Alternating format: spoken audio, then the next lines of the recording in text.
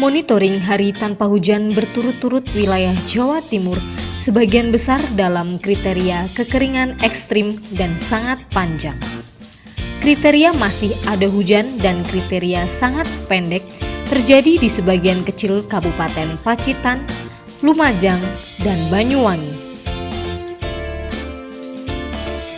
Distribusi curah hujan dasarian 1 Agustus 2019 Provinsi Jawa Timur seluruhnya berada dalam kriteria rendah.